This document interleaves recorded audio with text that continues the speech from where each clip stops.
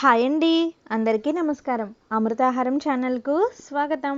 ఈరోజు వీడియోలో ఉలవ చారుని ఎలా తయారు చేసుకోవాలో ఈ వీడియోలో చూపిస్తానండి. నేను ఇక్కడ కప్పు ఉలవల్ని తీసుకున్నాను. ఈ ఉలవల్లో రాళ్ళు లేకుండా శుభ్రం చేసుకుని ముందు రోజు రాత్రే వీటిని నీళ్ళల్లో వేసి శుభ్రంగా కడిగి తర్వాత మరలా నీళ్లు పోసి నానబెట్టండి. ఇలా బాగా నానిన ఉలవల్ని నీళ్లతో సహా ఒక కుక్కర్లోకి వేసుకుని అలాగే మరికొంచెం నీళ్ళను కూడా వేసుకుని కుక్కర్ మూత పెట్టి 10 లేదా 12 విజిల్స్ రానివ్వండి.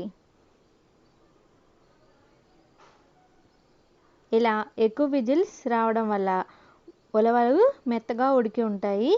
ఇప్పుడు విజిల్స్ వచ్చి ప్రెజర్ అంతా పోయిన తర్వాత కుక్కర్ మూత తీసి ఈ ఉలవలు మెత్తగా ఉడికాయో లేదో చెక్ చేసుకోండి.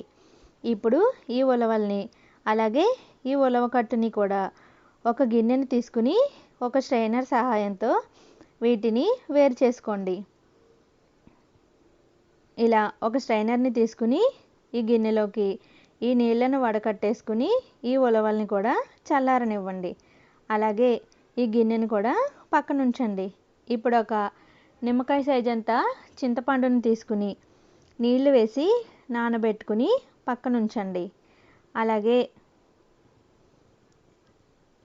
ఒక 4 పచ్చిమిరపకాయలు, ఒక ఉల్లిపాయని కూడా ఇలా చిన్న చిన్న ముక్కలుగా తరిగి తీసుకోండి.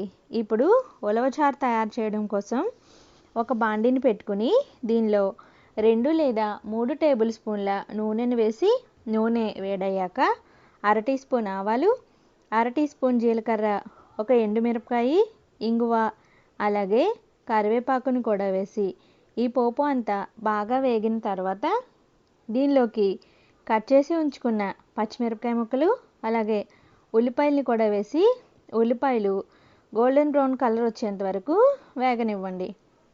ఇలా బాగా వేగిన తర్వాత ఈ ఉల్లిపాయల్లోకి ఈ ఉలవ కట్టుని వేసుకుని అలాగే చింతపండు నుంచి తీసిన చింతపండు రసాన్ని కూడా వేసుకుని ఒకసారి బాగా కలిపి దీనిలో కొంచెం పసుపు అలాగే రుచికి సరిపడా ఉప్పు, చిన్న బెల్లం ముక్కను కూడా వేసుకుని దీనిని లో ఫ్లేమ్లో మరిగించండి. ఇది మరుగుతూ ఉన్నప్పుడే ఇందాక చల్లార్చుకున్న ఉలవల్ని మిక్సీ జార్లోకి వేసుకుని మెత్తగా రుబ్బి ఈ బాండీలోకి వేసుకోండి. ఇప్పుడు అంతా ఒక్కసారి బాగా కలిసేలాగా కలుపుకొని దీనిని లో ఫ్లేమ్లోనే ఒక 15 నుంచి 20 నిమిషాల పాటు ఉడకనివ్వండి. ఇలా బాగా ఉడికిన తర్వాత దీనిని స్టవ్ ఆపేసి సర్వ్ చేయండి. మీకు ఈ ఉలవచారు ఇంకా చిక్కగా కావాలంటే ఇంకొంచెం సేపు మరిగించుకుని దీనిని సర్వ్ చేయండి. అంతేనండి, ఉలవచారు తయారైపోయింది. ఈ వీడియో కనుక మీకు నచ్చినట్టయితే లైక్ చేయండి, షేర్ చేయండి. అలాగే అమృతాహారం ఛానల్ని సబ్స్క్రైబ్ చేయండి.